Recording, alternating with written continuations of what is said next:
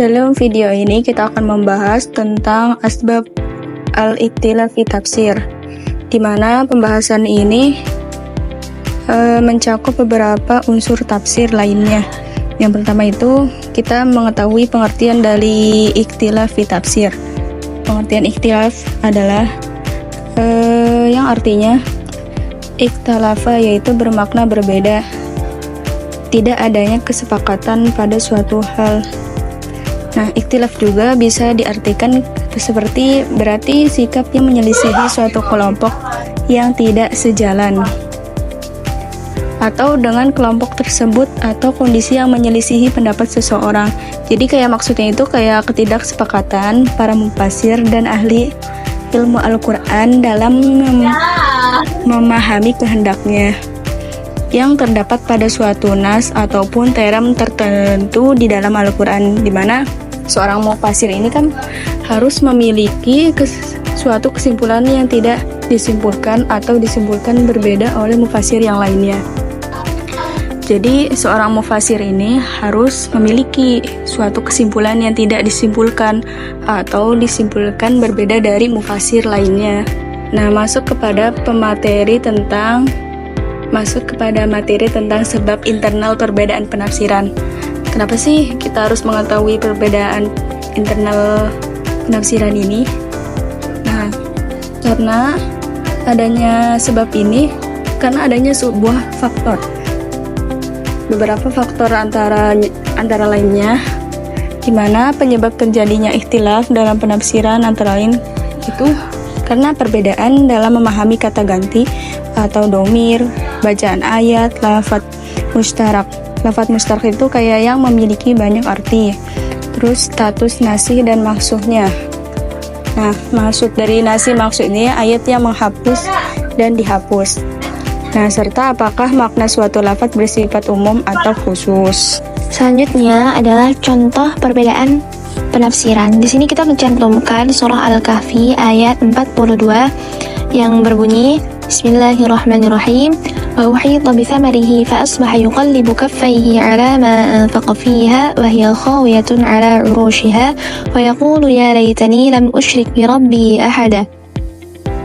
Yang artinya, dan harta kekayaannya dibinasakan, lalu ia membolak-balikan kedua telapak tangannya sebagai tanda menyesal terhadap apa yang telah ia belanjakan untuk itu.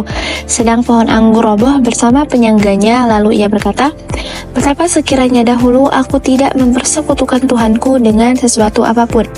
Nah, ayat ini merupakan penggalan rangkaian kisah tentang perumpamaan dua orang laki-laki. Satu di antaranya adalah seorang mukmin yang miskin dan solih. Laki-laki lainnya adalah seorang kafir yang sombong dan berlebihan dalam mencintai harta dunia.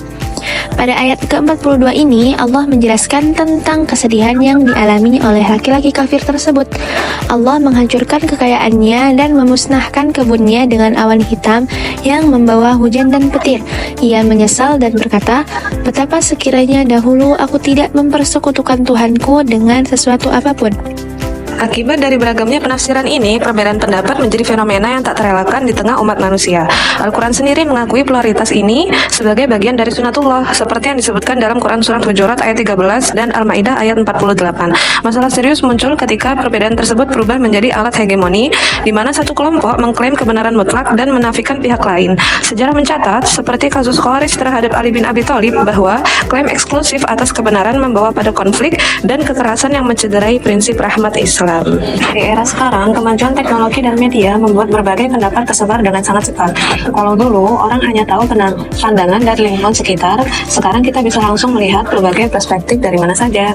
Sayangnya, perbedaan pandangan yang seharusnya bisa memperkaya cara berpikir, justru sering dijadikan alasan untuk menyudutkan orang lain, bahkan sampai menimbulkan konflik.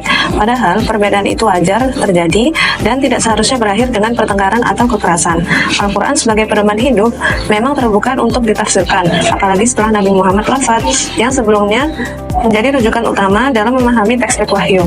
Karena itulah perbedaan tafsir menjadi hal yang tak bisa dihindari, apalagi jika dilihat dari berbagai konteks sosial dan budaya yang berbeda-beda. Namun justru disitulah letak tantangannya. Selanjutnya adalah contoh perbedaan penafsiran. Di sini kita mencantumkan surah Al-Kahfi ayat 42 yang berbunyi Bismillahirrahmanirrahim wa uhita bithamarihi fa asbaha yuqallibu kaffayhi ala ma anfaqa fiha wa hiya khawiyatun ala urushiha wa yaqulu ya laitani lam ushrik bi rabbi ahada. Pada lafaz yuqallibu kaffayhi yang bermakna membolak-balikan tangan, di situ para mufasir seperti Ibnu Katsir, Al-Qurtubi, dan Al-Baghawi sepakat maknanya membolak-balikan tangan di situ adalah gambaran perbuatan spontan seseorang yang sangat menyesal, putus asa, dan frustasi berat. Namun sebagian ulama menafsirkan ini tidak harus dipahami secara harfiah. Ini adalah majaz atau kiasan untuk kondisi batin yang sangat hancur, di mana seseorang melakukan gerakan tak sadar karena stres berat. Nah, disitulah letak perbedaan penafsiran. Materi yang terakhir itu kan kita telah membahas sebab internal perbedaan, sebab eksternalnya, terus juga akibat dan juga contohnya. Nah, dari contoh-contoh tersebut juga kita harus mengetahui gimana sih cara menyikapinya.